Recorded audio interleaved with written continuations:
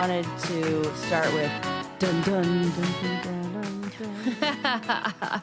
Episode 992, and it's not brain candy anymore. It's brain candy and order.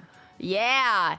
Your girl went to jury duty, folks. Brain and order. I love it. Brain and order. I mean, I feel like I just have to dive right in. I'm just like chomping at the bit to tell you people all about jury duty.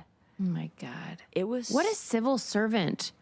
Well, I learned that the county that I live in is the county that has the highest rate of people who show up and respond to jury duty. So people, the judge, I would say 50% of the time that was spent, my time there, was them reminding you of this civil duty. Oh. Of them saying, like, this is, like, your duty as a citizen, as a responsible member of society. Yes.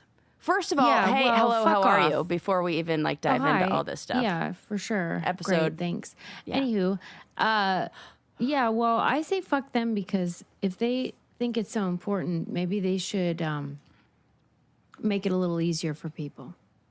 Oh, yeah. Oh, my gosh. Okay, so... First of all, have you ever had jury duty, been summoned, gone to the courthouse? Summoned, but I've never had to do it. So what's as far as you've gotten? Have you had to actually go to a courthouse and go through? Okay. It was really fun. It was fun for me. It was fun, and I shouldn't say it was fun. It was a process where I learned a lot about how, like, the behind the scenes, how this all works. Like, it's really like a Law and Order episode slowed down. And I want to talk about it. Yeah, I'm all ears. Okay. But I want you to just validate my rage. Oh, yeah, you should be you should be rage. And that is like half of this will be dedicated to how much I've never seen someone work harder to convince people that they should stay part of the jury pool. Yeah. That well, judge the reason why the judge has to work so hard to do that is because they've created a system where people have to usually lose their income and their time and everything 100%. about their life for $3 or whatever. Yep. And for no thanks whatsoever, and expect them to do so with great responsibility, put someone else's life in their hands. Yes. This is a dumb system. And it's actually, it creates jury pools of people who aren't living normal lives. Yeah, you're 100% right. It definitely is. Okay. Oh my God, there's so many things I want to talk about. And right after we do a book club, candy club, doc club meeting. Wrongfully convicted. I was like, I am the perfect person to be a member of that jury. I mean, a juror. It's too bad. Well, yeah. I am a You are the juror. perfect juror. And I knew that. I knew that as soon as people started talking and got up there and they were interviewing the other jurors or potential jurors, I was like, oh yeah, your girl's gonna get picked. Unless the only reason I wouldn't get picked is if the defense got to choose somebody that they definitely didn't want on the stand, and they said, we don't want her because... Because what? Because... Well, when I tell you what it is, okay. Let me just. I want to walk you through every part of it because it was so interesting. Okay, so I get my little jury summons, and I have to be there butt crack of dawn at like 7:45. We go into this room, and Sarah doesn't like getting up early, by the way. I do not, but I got up. I was ready to go. I got to bed early. I was like, I'm doing my job here, right? I had like my outfit laid out and everything. Wait. What'd you wear? You want to know what I wore, Yeah. right? Jeans, my Vans, because that's what I always wear, You have got and to a be sweater. kidding me. This is hilarious. It was very casual in there. Wait, but they didn't tell you it was casual. They didn't tell me it was anything. Right. This is fully everyone's I making went their own Colorado choice. Colorado, you're going out to dinner.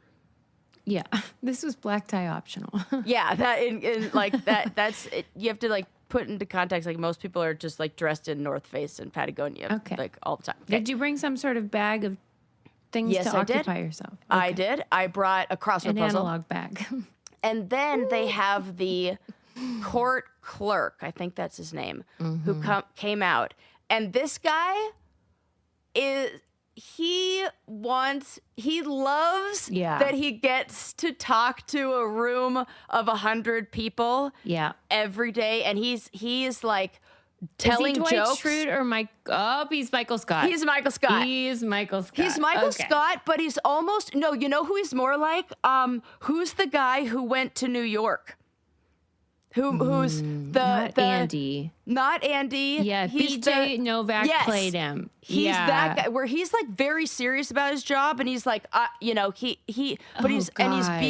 slick. He's slick. Ew. He's kind of slick. Gross. Yes. If they did it.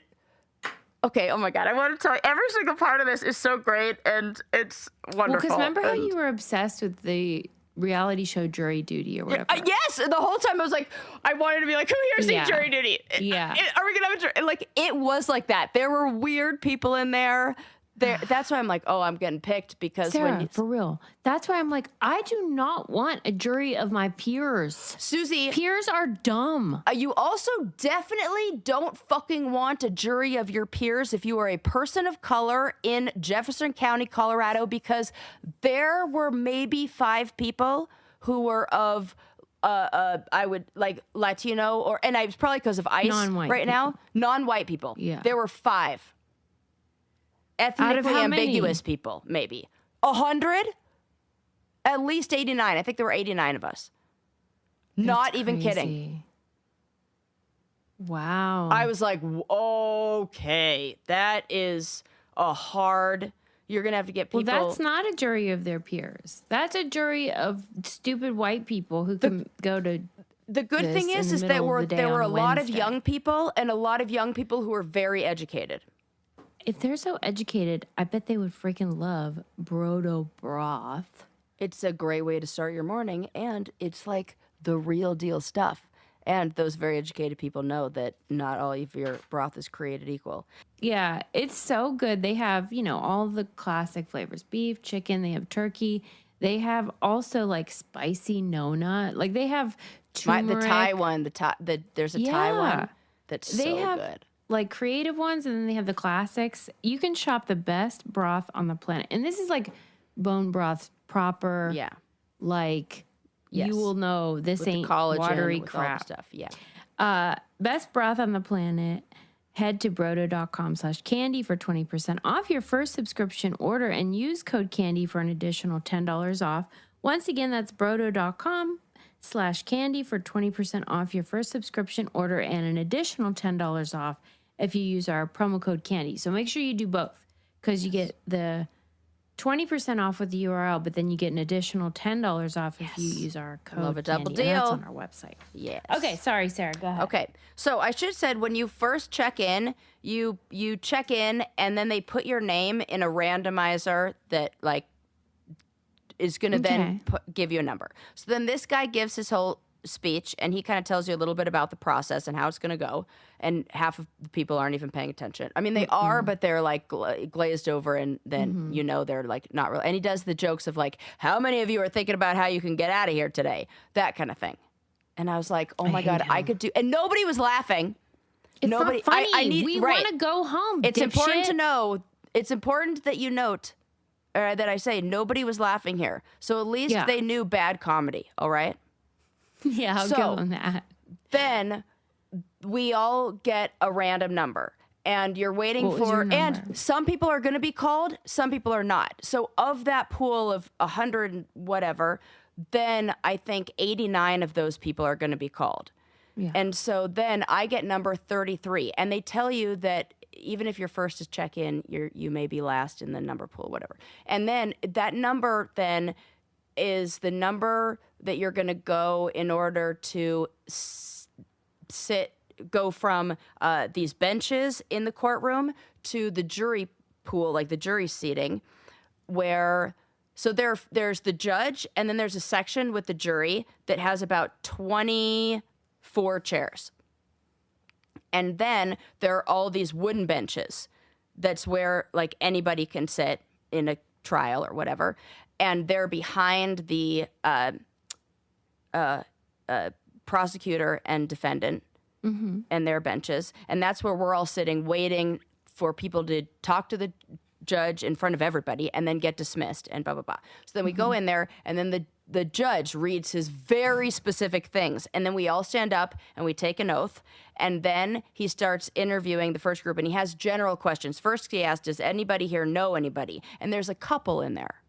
And so they're like, oh, of course we know each other. Who? Like, does anybody in here know any of the people on trial? So there's no conflict of interest. They wanted to make sure there were like some general questions that they start with to like rule you out. Yeah. Like, you can't be a member of the jury if you know. It's like the game Guess Who. It 100% is like that.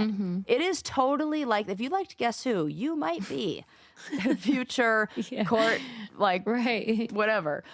So, before they even start interviewing the jury, they tell us what the case is, which is, of course, what you guys have been all waiting to hear. This was, they said, going to be a long one. They read all of the... They said that? Yes. It is going to be a child abuse case and severe abuse and neglect.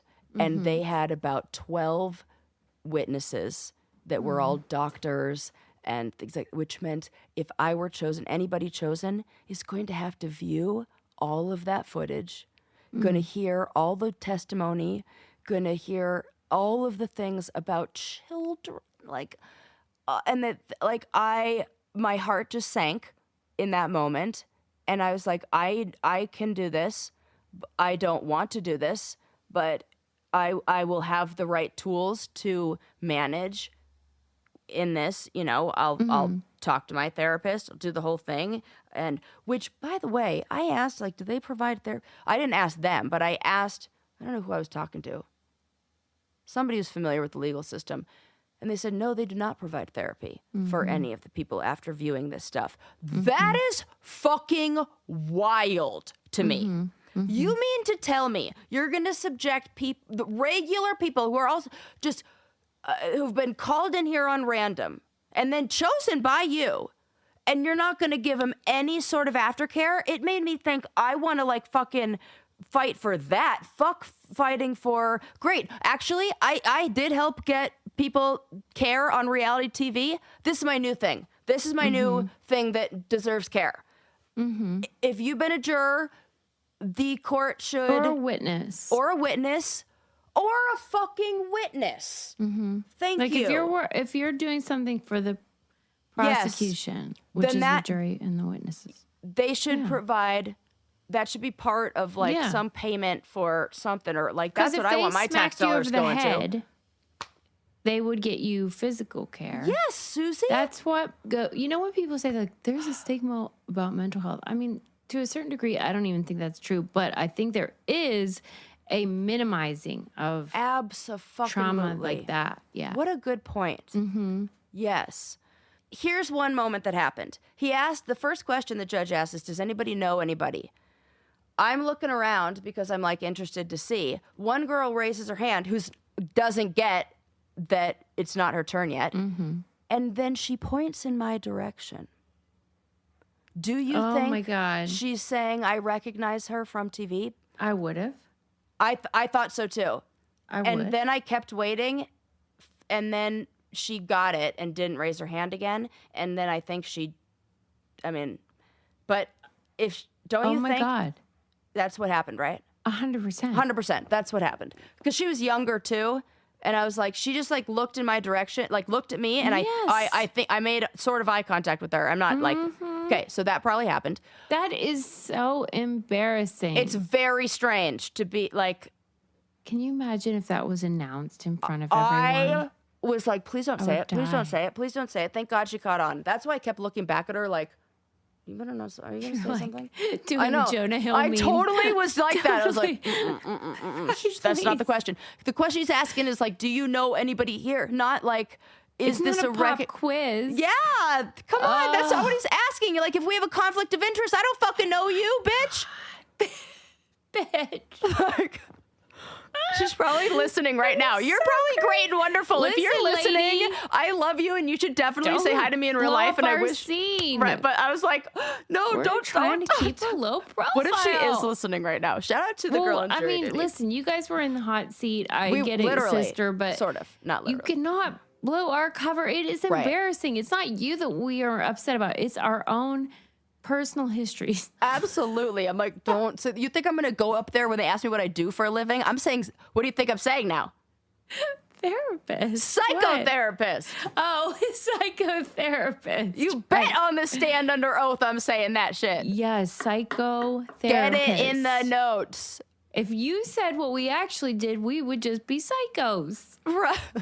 Yeah, exactly. Cut the therapist part. Yeah, lady. Oh my God, that's fucking really funny. Right? So I was like, I have to share every single thing about this was like jury duty.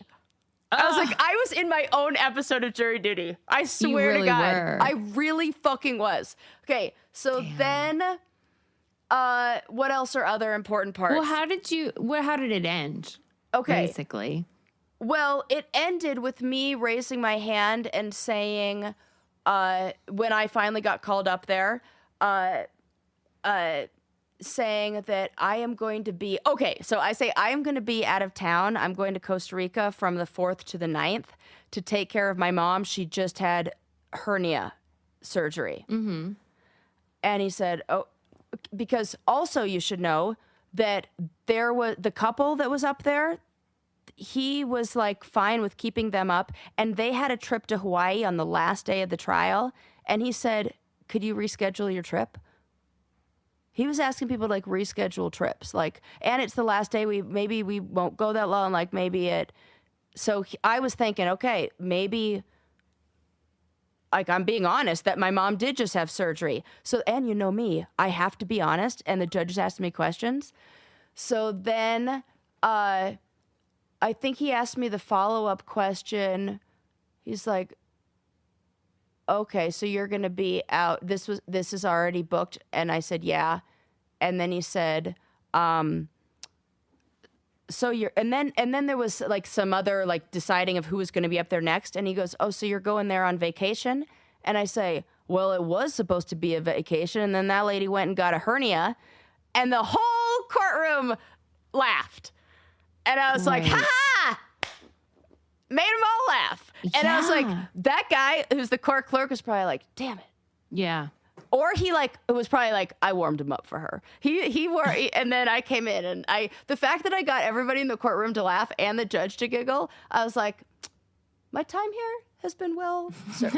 I have done my civic duty or whatever it is. So it ended with me getting dismissed. And then he was telling everybody else, like, go down there if you want to if maybe there's another case you can get assigned to. And I went down there to talk to Mr. Court Clerk guy, and I go, hi, I'm down here, like, and he goes, you're fine, just go. And then I got 2 steps out, and I wanted to be like, well, no, I do want to get assigned to something else. I'm freaking jury gold over here, baby. You don't know what you're missing out on. Don't do it. I know, but they said it was going to be a long one. Yeah, you don't want to. I did not want to do that. You're busy. So that was my whole jury experience. I'm so happy for you. I feel like if I were a listener, I'd want to know every step of that, because who knows about that stuff?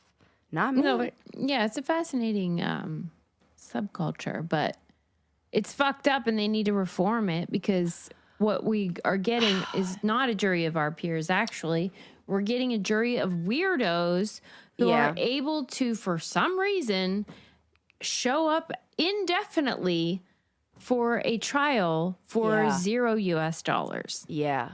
Yeah, and he was asking people, how much money are you making an hour? Like, how, like, that is are so you on? Embarrassing. Yeah, like, what kind of job is it? So you're hourly, like, you can't switch your shifts to take more shifts, like, shit like that. Okay. To like a single mom who had 2 kids. The other thing is there's no That's fact wild. checking going on here.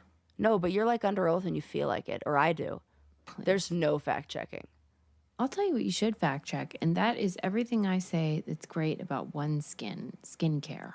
Absolutely fact check that. Okay, I've been waiting to say this. So, Tell me.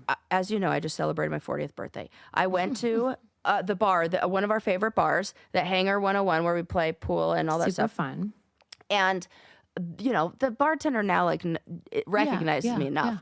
And so I go up to the bar to order a drink, and she goes, "You're 21, right?" And gives me this look like, and I go, "I just turned 40 yesterday." And she goes, "Get out of town. What is your skincare routine?" She goes, "You," and she was like in her 20s, like she's like a baby. Her a code? Susie, I want to go back there and be like, "Here's some sample product for you to try. This is the best," because that is literally one product. That is it.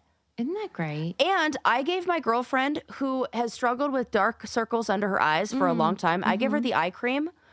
I am so mad that we didn't do a before and after picture, because both of us are like, "Oh, there's a difference, right? Great. That's a big difference." People that have that really get mad about it. Yes, she is. She's like, "I've tried everything." So I don't even know if this is one of the things. I'm sure it is one of the things that says it's good for. But that's just what I noticed with her is it is like gone. I don't even see them anymore. Well, that's amazing. And everyone should try the OS1 product. It's the first ingredient proven to target senescent cells, which is that word I didn't even know, but evidently it's all the things I hate. Yeah, it's all the stuff that makes it crepey and fine lines, loss of elasticity, disgusters. But all the results have been validated in peer-reviewed studies, and it's just the best, like, top quality product that's affordable, and you got to try it. Oh, and P.S., it's an all-woman team, so... Oh, we love that. Yep.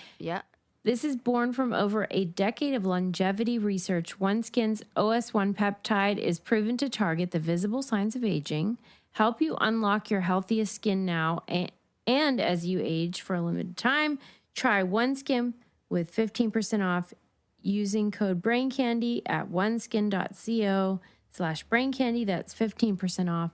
oneskin.co with code BRAINCANDY. After you purchase, they'll ask you where you heard about them. Please support our show and tell them we sent you. I love their stuff. I do too. And like, I like that you pointed out that one time how, like, it comes in the refillable. Yes. So it's less like waste. And, Yes, we're trying to do that's that an aside, but it still matters to me. Yeah, I love that. Like, Okay. Okay, so that was really fun or interesting. And there you go. There you go. And he did say that the county clerk was like, "If you get dismissed and you took the day off of work, a lot of people ask me, do I have to go back to work? I'm not your boss.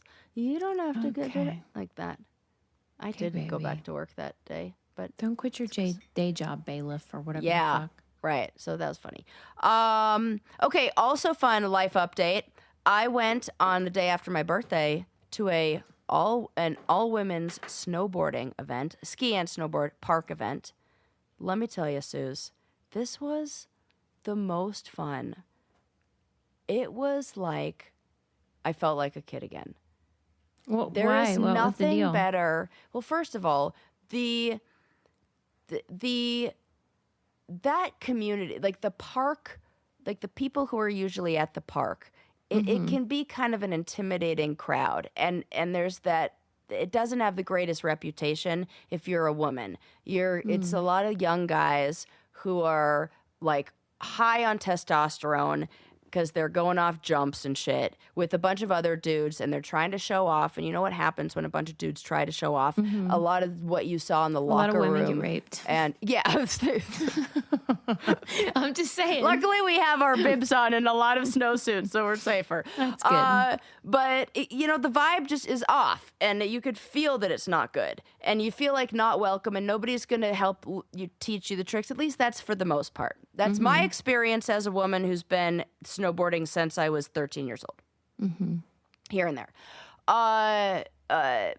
this was all women, non-binary, inclusive, and trans-inclusive. Like, so it was a very inclusive group run by women. It's basically like no boys allowed. No boys allowed. And it was exactly no boys allowed. After we had our fun day in the park, everybody met up at this place called The Barn, which is where all of the like future Olympians go to practice and do all their tricks. It's like the ramps that go off into big foam pits. It's trampolines. And so it was just a bunch of girls playing like it was the playground where the people who were like former gymnasts were doing backflips. I'm doing flips. People are on trampolines. Like everybody's cheering each other on. We're jumping into foam pits. Like it is... And there were these like regular fucking humans, just like regular kids who were doing insane flips. And I'm like, okay, these are your future Olympians.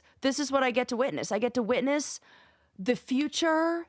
Like, if you wonder how the hell did those snowboarders go off those freaking jumps and do I'll tell you, I saw it. I saw the makings of that. And then they just up it and then translate that to the snow. And then they have it where you can rent a snowboard or skis or roller skates to like go down the ramp on that with wheels. So you could practice your trick and with the board on and then jump right into the foam pit. So cool. There were girls on roller skates. It was the fucking coolest. And I was like, women are fucking badasses. Put up the live stream of this. Do dudes know that these chicks are like, this is insane? They're taking over. I just loved it. It was so fun and so inclusive. So women-only events, or like, if you see them, go to them. Because everything... And then I kept hearing other women say... I was hearing everybody say, you know, I was wondering, like, should I go? I've never done this before. I've never been to the park before. But, you know, somebody convinced me, or I said, I'm just going to go and try it out. We were all feeling like that. Everybody was, and I pointed that out. I was like, we all felt the same way, right? Who felt like that? Like, that is so important that, like, you're going to feel that way. But then when you get there, it feels so good. And it almost is like, if you are thinking about coming to our live event. Yeah, it's almost like that. You should be like... I bet you there are people actually that are feeling like that. I know there are, because maybe they don't remember me. Maybe I won't meet any friends. Maybe... I didn't know a single freaking soul. I was the oldest person there. You will have... I was the worst. I wasn't as good, nearly as good. Other people were so good. You are going to have so much fun if you just get around a group of people who have at least one thing in common. We all had snowboarding or skiing in common. You know, you listeners, you all have the Brain Candy podcast in common. That's all you need. And that is like where community starts. So it was just awesome. That's and great. I hope... I'm glad you got to go. Yeah, and the joke I kept making is like, you can't teach an old dog new tricks. Because I did that. And now I'm like, okay, Really? now I need like a park gear and I need like a cool setup. I know where they always wear sweatshirts because it's fucking hot. You can't even wear your regular ski stuff because you got to hike up the goddamn hill to then go back to the top. The event was called Hot Laps, which is funny because that's exactly what you feel. Right. So they call it that. Those are hot laps we're doing. Like, you're exhausted by the time you walk all the way up. So, okay. Let's talk about real stories of real other things going on in the world. This is one that I gave you a little teaser about last episode. Remember how I was telling you that I read that article in... I said it was Scientific American, but I read it in New Scientist. And the article is on friction. And the article is called Rubbing Along in the World. And it's a little bit a discussion on friction, but also a review of this woman's book, this woman, Jennifer Vale. She wrote a book called Friction, a Biography, which I totally want to read. Because after reading this article, I was like, oh my God, this is one of those like things that's all around, but we don't even think about. Okay, so we usually think about friction as just things that are like annoying, like squeaky doors or like inefficiency and like, I don't know, maybe even like metaphorical friction. But friction is foundational to like so many things in this world. Walking, without friction, we couldn't move forward. Fire, rubbing objects together, all of machinery, all of transportation, all of our engines, and so many biological systems rely on friction, from like joints to all the cellular processes. Everything in the body is all friction. Like if you didn't have that friction between your bones rubbing together, it's a thing that exists, but nobody thinks about. In 2009, the World Aquatics banned high-tech swimsuits that were developed after the, I think it was the Beijing Olympics, because they reduced friction so much that they gave swimmers a competitive edge. This is what annoys me. That I know you, I was like, Susie's gonna, because this is like what we talked about with the shoes. That's why I said it with the bobsleds too. So where's the line? Because you can't tell me that bobsleds designed in one cut, they're not standard. Unless they are. I don't fucking know, but I don't think they are. That's the whole point, that they have to like introduce parameters to create the context that allows for competition. Because otherwise, then it's sort of like F1, where I know people say that it matters the stamina of the driver and all that, but a lot of it is about the vehicle. Absolutely. And friction probably matters so much in that probably situation. The whole deal. Yeah, I mean, that's that. So these swimsuits, just to give you some of the details of like, you think, how does something get so like aerodynamic? The seams were ultrasonically welded. So to take down any sort of like ripple, and in 2008, just naked, just be naked. Well, that's how you did it in the ancient. That's how they did it in Greece. I mean, I can't lie. I was thinking that with the Olympics. I'm like, these are the hottest people in the world because they're doing that. They have hot hobbies that are part of their athletic training. All equipment, shoes, footwear. This is the group that should be naked all the time. I mean, I don't want to put anybody on the spot or objectify athletes in that way, but like, I don't want clothes, swimsuits, shoes, nothing. Just like, let's reduce all friction. Shave every hair on your body. Well, that's what the swimmers do, right? 23 of 25 world records were broken in 2008 when those suits were widely used. And so they're like, this ain't any fun anymore. Right. We want to pretend like it's about something else. Yeah. To me, that's fascinating. Now I want to read this book because I love like a zoom in on things that you don't normally think about. Yeah, you take for granted, yeah. Yeah. Yeah. And it exists, that friction exists in every single scale. It exists in large things, it exists in small things, it exists in proteins and like natural secretions in our bodies, and it exists in fucking brake pads and military jet engines. So I think that's really cool. Yeah, and if you want to read more, that sounds like a really good book. Yeah, then you should check out Friction, a biography by Jennifer Vale. It's a funny name too. Right. It is. I like that. So shout out to Jennifer because that sounds like a cool job. Okay, this is kind of a silly one. So this happened a couple years ago, but I can't believe we never talked about it on here because I'm like, this is such a good podcast story. Okay. So this guy in the UK, 46 years old, and he goes into the doctor because he had a chronic cough that had been concerning. He's starting to get worried. During the first couple months of treatment, he was diagnosed with pneumonia. And then he started to get this thickening and stiffness in his right lung. He started to get damage of the breathing tubes, which meant like less air was entering his lungs. So he started to have some serious effects. They go in there. He goes into the clinic and they get multiple tests. They run everything in the world. They do a CAT scan. They do a white light bronchoscopy. I don't even know what the fuck that is, but it sounds like it'd probably help you figure some stuff out, right? They even did a procedure where they put a scope down inside the airway and viewed the lungs. I think that might be an endoscopy. Yeah, one of those. Something like that. And what they noticed was this thickening lump in the lower right lung. So they go, okay, you've got some kind of cancer. We're going to go in there and we're going to operate on it. We're going to take it out. Doctor goes in there, cuts it open. What if it's bubble gum? It's so much more interesting and weird than bubblegum. I bet if you were to get, what do you think they found in his lung? I want to give you like a category. Yes.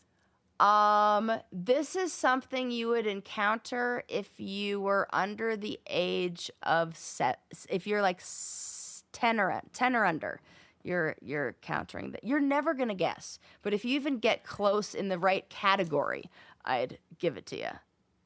What do you think they found in this guy's lung? They found a pacifier. Oh, that's such a good guess, but that would be huge and wild. Okay, wait. Okay, but that's good. That's a good. Let me guess that's a again. good guess. It doesn't belong. That's a good guess because it sounds like you just sucked it in and it belonged there. This one did not belong there. Okay, well, 10 or under? Yeah. Because I would have said maybe like a balloon or something, but people above 10 do balloons. So I will say what they found is a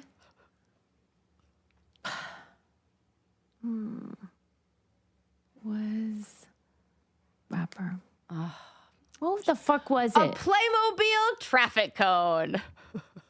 Whoa, because I was going to say a Lego head. I knew you were going to say a Lego. Guys, I should we have just been like, talked go about that. with that. I was going to say it's something we've talked about.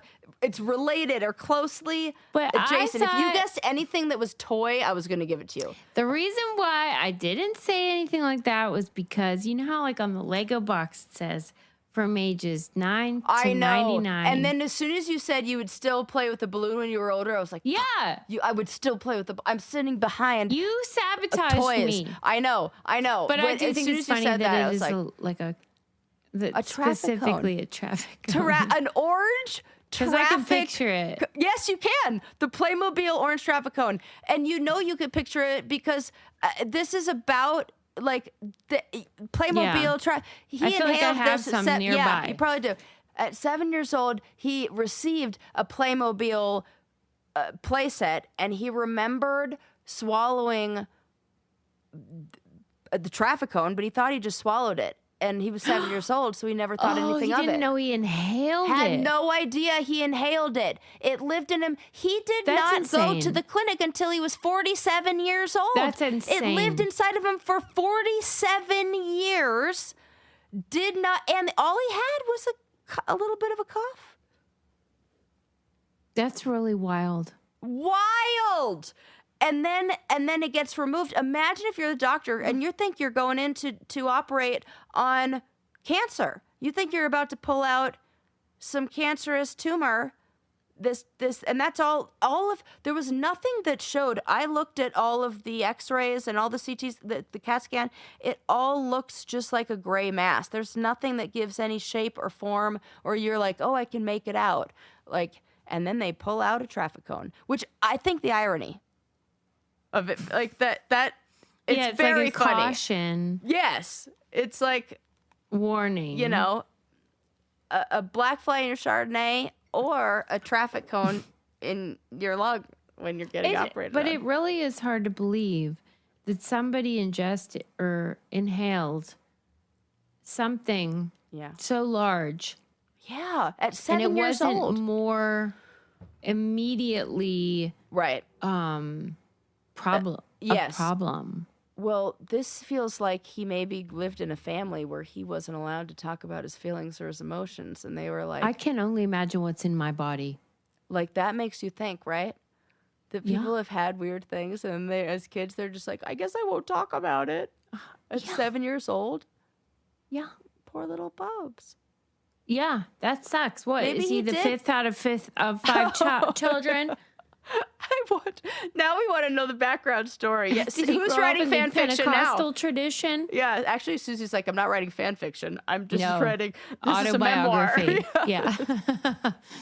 Well, so they got it out. They got it out. It was successful, and it does look I mean, we're gonna have to put up the photo of this. It does look Ew. it's funny. The cone? It's I'm gonna send you the picture. It's it's funny. It's very tiny, and here we go. Or I'll just hold it up so you can see. I've seen those babies. You're familiar, and It's so disturbing. That was compared to a 2.5 milliliter syringe, so it's tiny. It's small, but if you're only 7 years old, I feel that's why you fucked up my chances of guessing, because that is a toy that is meant for 10 and up. Like you're saying, like I was trying to include his age in it. You're right. I should have said. What should I have said? What would have been a better clue? I'm better at the guessing than the giving clues. I'm not good at this. You're so much better. no. This took a dark turn in identity and No. a self-worth. Like what does it all mean? Who am I? I can't even ask a question. Always the answer, never the asker. Oh my God! Did you see in one of the most recent episodes of The Pit? They go down the guy's esophagus, and you get to see it branch off from the lungs to the No, I'm not caught up, but I am. Crap! I do feel crazy to see. The Pit really has an influence though, because I'm always we're always trying to guess what stuff is in real life. Oh yeah. What do you think caused it? Amy diagnosed one in the when the girl came in for intake. She was like, she's having her leg amputated.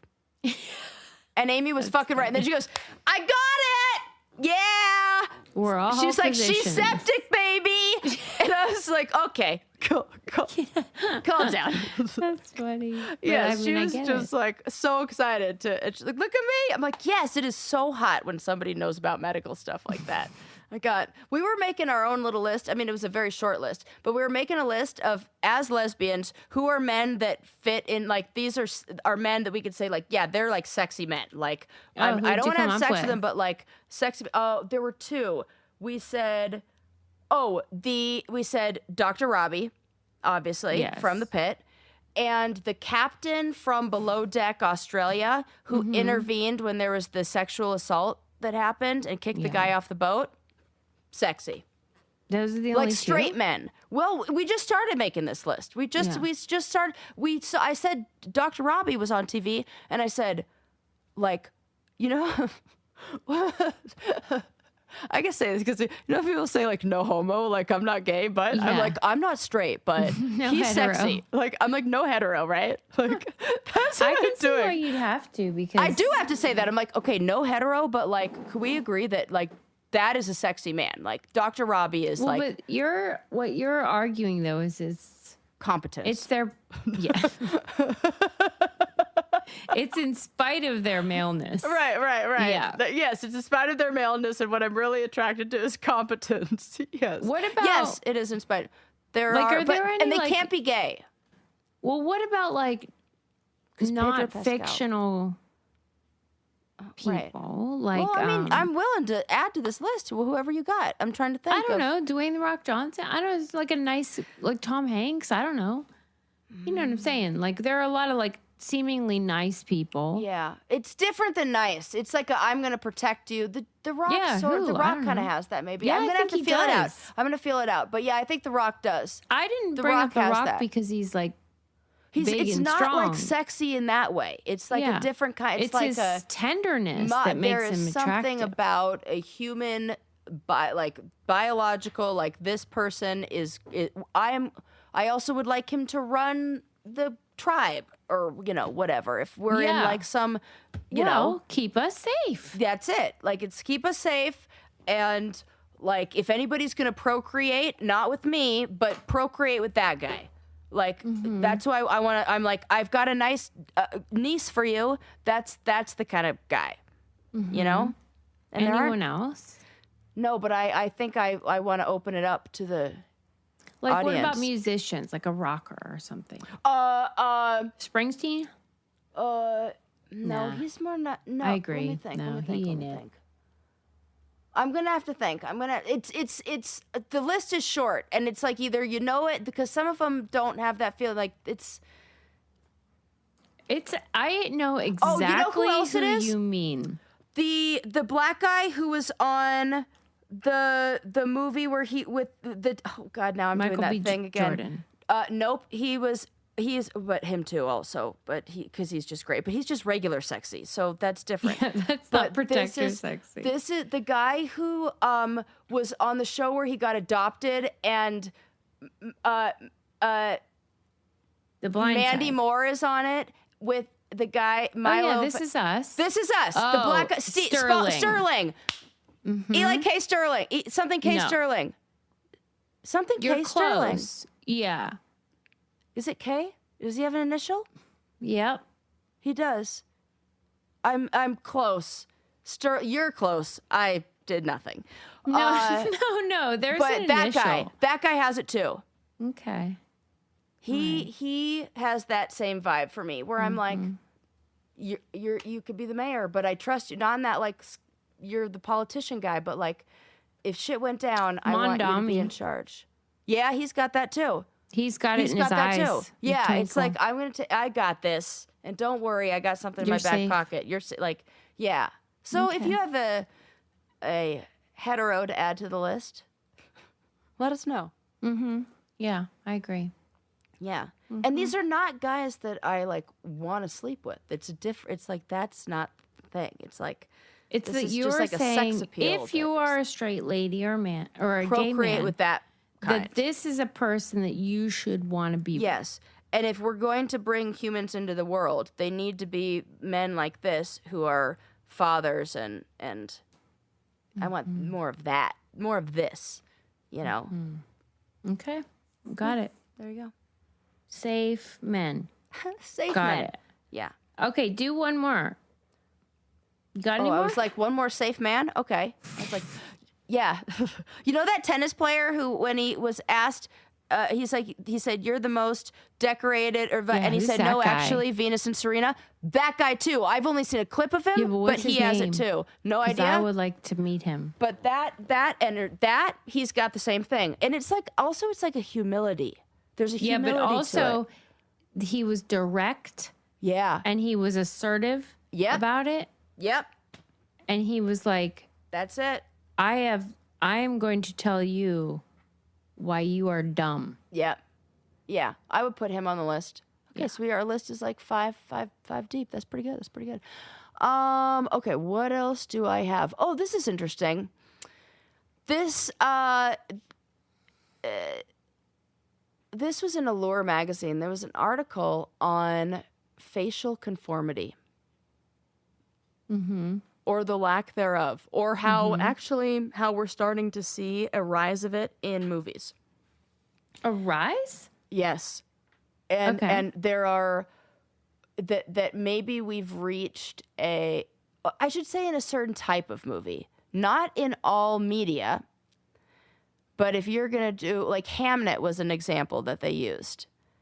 And so what are we talking about? The article talks about how with accessible plastic surgery and with everybody kind of bringing in and botox and things that are designed to kind of freeze your face and inhibit emotional expression, that communication tool is something that we are missing from actors. That there is this kind of, we're seeing almost this pushback, or like the actors who are getting nominated for awards are ones who don't fit the facial conformity like stereotype or script or whatever you want to say. That there's so much of it that's unconscious, or like that we're getting messages that are often taken away with Botox, and that's so popular that you have to find this balance. And now the article was saying that maybe we've reached this tipping point, because if you look at the people who are nominated, we're kind of seeing a shift in what is getting like attention from Yeah. from What appears as good acting skills is really just the absence you don't have of Botox. Right. Exactly. I would always say they're always like, oh, Sarah's so expressive. Like, I think half of what made me good on camera was that I made big expressions. Was that I am reactive in my face, and if you took that away, I would not be good on camera. I'd be regular. You know. So, I just thought that was an interesting article. Yeah. And was. I do feel like there's in the last year or so been a reduction of this. A reduction of homogeny. Yeah. That people are starting to see the enjoyment and value of facial differences. I remember many episodes ago, like a couple years or something, I was talking about how I watched like old Tonight Show clips. Yes. And how I had watched an interview with Natalie Wood from, West Side Story. And she has a very thin upper lip. And I was struck by it because that would not happen. Wouldn't fly today, right? Now, nobody goes, you do not see a thin lip. Right. Unless it's like a character actor, like, I don't know, fucking Frances McDormand or whatever. Yeah, right. One of those people who don't need to look perfect. Yeah. Or you got even like, I am struck by Reba McEntire. When I see that broad. Yeah. And I'm like, that gal is really hanging on to those lips. And I used to like think they were horrific. And now I'm like, what a delight. Yeah, it's nice. We've reached, lip. I know, like it is nice. So I think that is, I can remember when thin eyebrows was really popular and my mom said, do not pluck all your eyebrows out, because I remember just yesterday, big bushy eyebrows were in. And if you pluck them all out, you're not going to have any. So just leave them how it is and be happy with what you got. No, I didn't pluck them all out. They just never grew. I just still do. These are tattooed on, and I still don't have it. I just, for all of us, none grows on my face. Yeah, but what's the fear, though? Because I plucked those babies out, as you know. You watch Road Rules 1998. No, Sue's had no eyebrows. And those babies came back. So I don't know what the fear was. I wish it were permanent. You're right. I mean, not that I wish I had zero eyebrows, but just sort of like, I wish you could solve hair by just a few plucks. Right. And as somebody, I am doing the Lord's work to remove everything I can from the pits and the bits. My puberty area begs to differ about how long that lasts. Did that the other day. Like, it's not getting any better. But there was a real really. fear about that. Yeah. So, yeah. But I do think that I do love seeing different kinds of faces. Me too. Because there is a homogeny, particularly of white elder millennials. Yeah. Yeah, they all look the same. And when you take the same face in, I want to look like this, or you freeze it like... And I'm saying this knowing I'm doing it. Listen, I'm not a moron. Susie knows exactly what she's doing. Right. Yeah. You're choosing I this. just enjoy when you guys don't. Yeah. Yeah. Right? So, there you go. That's my facial conformity and mainstream beauty culture. So, thank you so much. I think we need to bring back that. Whenever you were on jury duty, did you think, boy, I should have gone to law school or anything? No. I thought, thank God I'm a therapist. Because why? Because I said, this is my side of the job. I thought, because I started college young, early, and I was a criminology major when I first started college, because I thought I wanted to go after the bad guys. I knew I wanted to help in some way, but I thought I wanted to go after the people who are doing it. And then I realized real quick that that doesn't feel like justice. It doesn't feel like I'm really helping. It feels almost like more aggression, like more fuel to the fire in some way. And I realized that the empathy that I felt, and I did the fire cadet program, the Explorer program with the fire department. I was like, okay, maybe I'll do that. I'll go into like EMS or something like that. Like I wanted to be like first responder type. and then learned real quick that like the empathy that I feel is I'm more of like the crisis response team that's gonna come and talk about the feelings, because that's what I can. That's my tool. That's the gift that I like, the thing that I used to survive growing up, that then I honed into this tool that can help people. And so it made me feel like, oh, I want to help. I want to pass out my fucking card right now is what I wanted to do. And say, I'll give you a free session, here you go. Anybody need help? Like, I will connect you to resources. You should not be listening to this stuff. That's what I wanted to do. But it made me want to be part of that process, but in a way that uses in the same way that, like I said, with the reality TV stuff of like, I want to speak out about getting those people support. Okay, like I want people who have to view that stuff and have to be witness to get support. I'll get a contract with the county to provide a reduced rate at this point, and then I get a payback from the, or get paid by that's where I would want my tax dollars to go. Yeah. So yeah, it wouldn't take a lot, and it would, that's my little speech. Yeah, maybe someday. All right, friends, that's all I got. All right, friends, check out thebraincandypodcast.com if you want to come to our 1000th event in Pittsburgh on April 11th. And you can also go to thebraincandypodcast.com if you want to find any of our partner codes. Anytime you use those, it helps us so much. So please do. And go to patreon.com/braincandy if you want reality TV stuff. We love talking about that. Bye.